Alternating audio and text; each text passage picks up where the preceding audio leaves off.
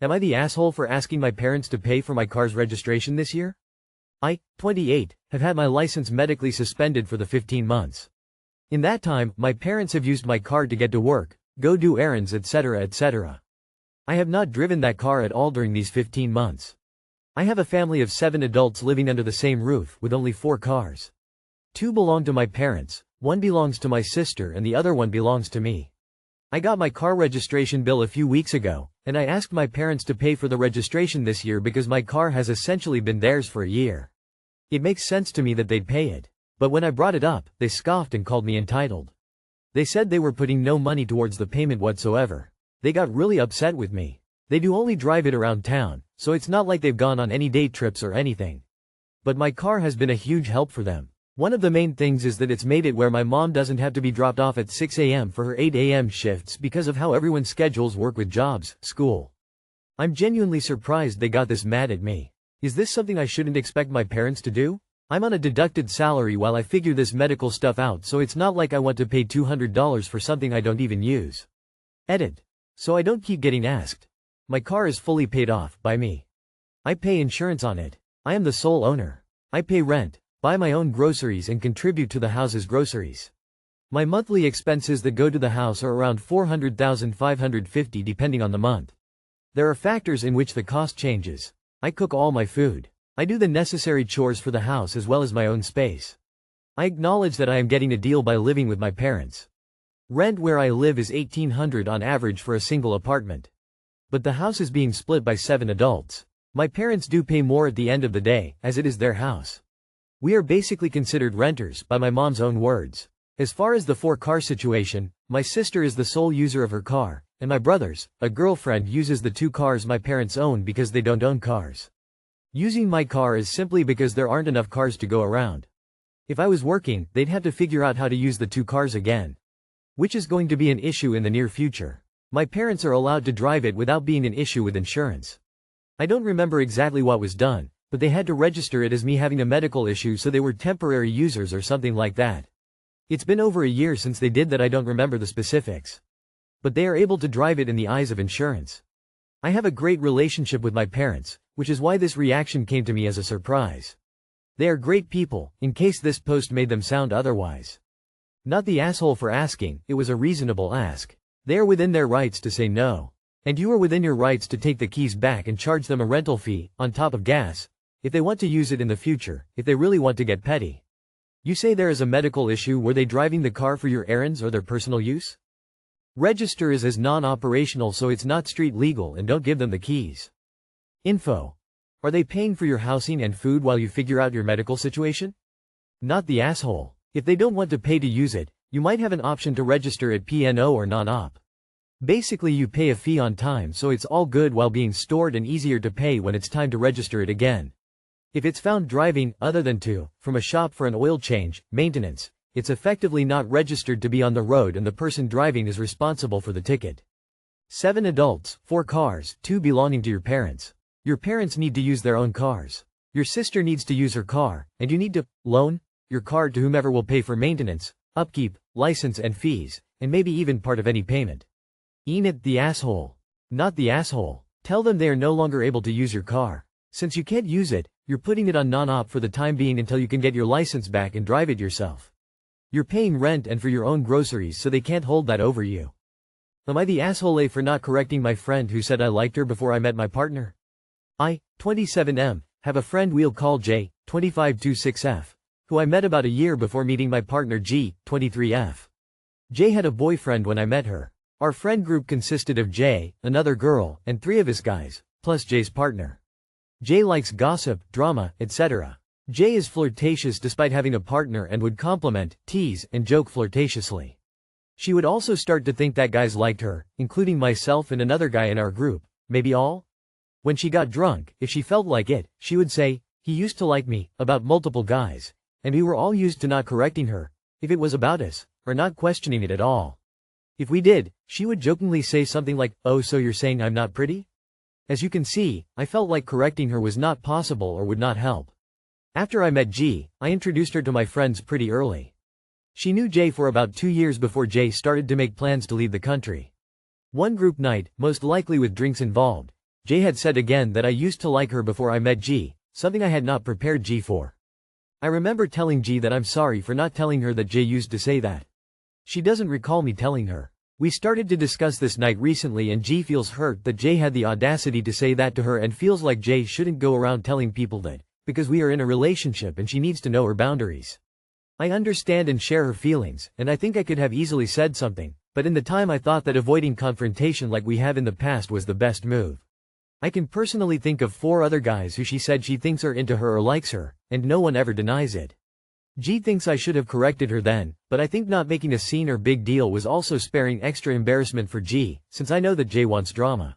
My justification for not confronting Jay was that our friend group is aware of how Jay is.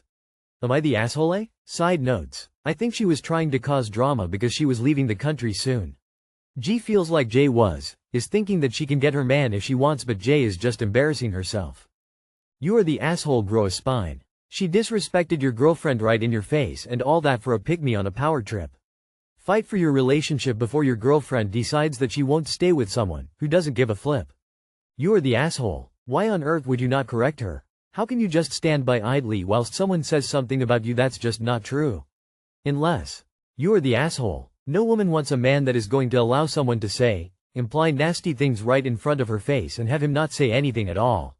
No one cares about the drama. But by you not saying anything to Jay, then you are in fact reinforcing what she's been saying, making it true, whether it is or not. G would be within her rights to leave you just for being linguini-spined. Get some balls and put Jay in her place. Either you care enough to defend G or you don't. Sack up. Jiminy Christmas, dude. SMH. He used to like me. You. No, I didn't. Oh, so you're saying I'm not pretty? You. Not as pretty as G. You are the asshole. You are almost 30 years old. Use your words. Shut her down ASAP, then change the topic. Leave if needed. That girl is a pick-me and you and your group of friends are just enabling her. I think you all low-key like the attention you get from her and so you entertain it. But you're doing it at an expense to your future partners. No self-respect would put up with this. You're lucky that your partner has for this long. What if this was a guy doing it to her? I'm really sorry, G. You're correct saying I could have confronted her at the time. I thought the better path would be not to, due to her history, however I see that wasn't fair to you. Again, I'm sorry. A good apology that includes reasons without trying to justify them can go down a treat. No assholes here, except Jay.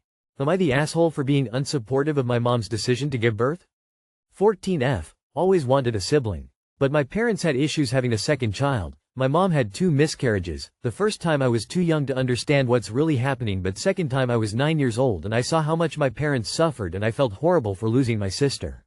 My mom is now pregnant again, but unfortunately they have been told there was a risk of baby having Down syndrome, and about a week ago my parents told me it was confirmed through a diagnostic test my sibling has Down syndrome.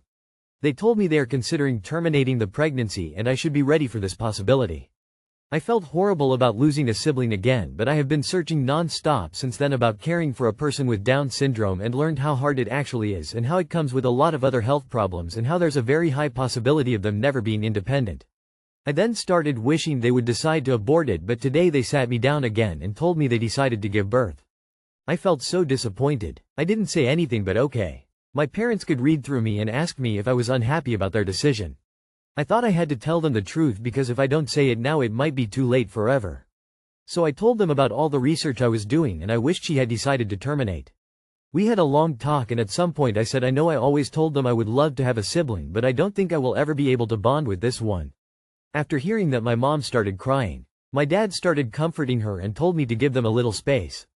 He then came up to my room and told me I hurt them, especially my mom, deeply with all the things I have said and I should have supported their decision. I asked him if that was actually their decision or my mom's decision because it feels like the latter. He told me his decision is whatever my mom's decision is because she is the one that is pregnant and I should have supported her decision and I owe her a huge apology for not doing so. I think I had every right to share how I actually feel, especially after they asked me in the first place, but am I the asshole? If your sibling has a severe disability, which requires care, your parents may expect you to be the one to take on that responsibility once they are physically unable to do so anymore. Not the asshole. You are a child. Your parents asked if you were unhappy. You answered honestly and explained why. It is not your responsibility to lie about how you feel. I hurt them, especially my mom, deeply with all the things I have said and I should have supported their decision. Not the asshole. You don't support anything by lying. Tell your father that your home needs to be a place where it is safe for you to tell the truth, even about tough issues. Tell your mother that you are sorry she is hurting, and even if you don't agree with her decision, you will always love and support her. You are 14 years old and certainly entitled to a 14-year-old's opinion. Your parents are dealing with a very difficult decision that you can't possibly begin to understand fully. They know that. I'm not sure what exactly they wanted to hear from their 14-year-old, but you were honest and you were not rude, so you are not the asshole. This is going to affect you greatly because your sibling will likely need lifelong care and that responsibility may fall to you when your parents are gone. My bet is you that if your parents continue with a healthy pregnancy and birth, you will absolutely bond with your sibling though.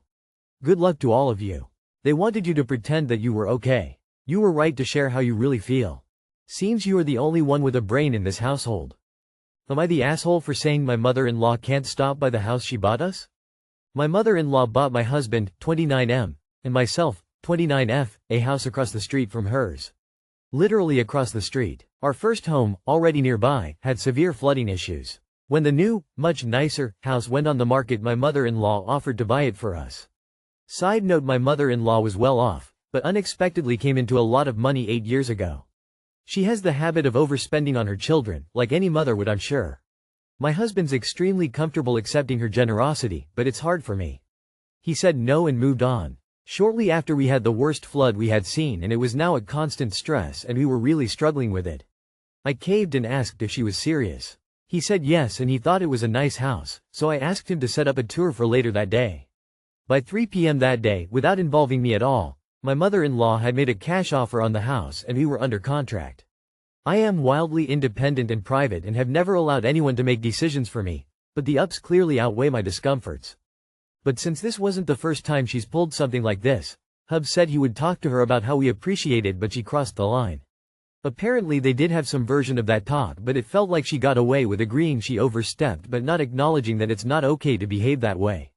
Side note number 2, my guy is honestly a bit of a mama's boy. I say that with love and respect, with hopes if I ever have a son that I'm lucky enough to have such a loving relationship with him, but it is what it is. He's very protective of her, and with her various health issues he always comes when she calls. But there's a level of constant communication that's foreign and frankly frustrating to me, who comes from a fairly cold family. I respect that his family is different from mine, and since I'm living surrounded by them, I'm the one to adjust. It felt wrong to be anything but grateful for the house, and I am grateful, but she's been stopping by and calling him more and more, and recently over with a stranger, to me. My husband knew them, to tour my house unannounced. My hubs, bless him, wants to be on my side and has actively put me first multiple times since this behavior isn't new. But my mother-in-law can be quite loud and guilting when things don't go her way. He cares so much about her and it stresses when he's in the middle, so for his sake I tend to back down because I know she'll make him feel like trash otherwise. I believe she has a good heart and means well, but she has her own issues and in my opinion is emotionally immature. Am I the asshole for drawing boundaries myself and telling her she's not allowed over unannounced to the house she purchased? Edit: the only names on the deed are mine and my husband's. Not the asshole, but for God's sake grow a spine and change the locks, but make sure to tell husband that if he gives her a key or access to your home in any way without your agreement, that this will be the hill you will die on. Visitors to the home must be a 2 yes. Esh. Quite honestly, it's not overstepping if you allow it to happen. This is something you accepted when you took the house. You know her. You know how she is. You can't tell me you didn't see this type of behavior coming. I mean, right across the street from her? Some will call it victim blaming. But not me. I get that you were in a difficult situation, but the moment you took that house, you signed yourself up for unannounced visits from your neighbor. You also signed up for this by marrying a known mama's boy. Regardless of whose name is on there, it's her house and you just live in it. Accepting gifts comes at a price. You are the asshole to yourself for having moved into a house paid for by your mill. Best of luck. I don't see this getting better. Nah, but I think you need to just talk to your husband and or mother-in-law about the whole thing. It doesn't sound like you've really been that firm and are just letting stuff escalate. I think it's kind of controlling to control how often he talks to her on the phone though. I get not wanting her over all the time, but phone calls and talking to her a different thing. If it's like almost 24/7 and she's involved in literally everything regarding your marriage, I understand, but otherwise I doubt that's a battle you'd win unless husband agrees he spends too much time with her. Nah, because no one appears to be trampling boundaries here as much as nobody seems to have set them or supported them. Meh, she can come over unannounced whenever she likes. You don't have to answer the door if you're occupied with something. A movie, work, watching paint dry, whatever. You refer to yourself as wildly independent, private, and have never allowed anyone to make decisions for you, yet your actions suggest the exact opposite. You're living in a house you didn't choose that was bought for you. Esh.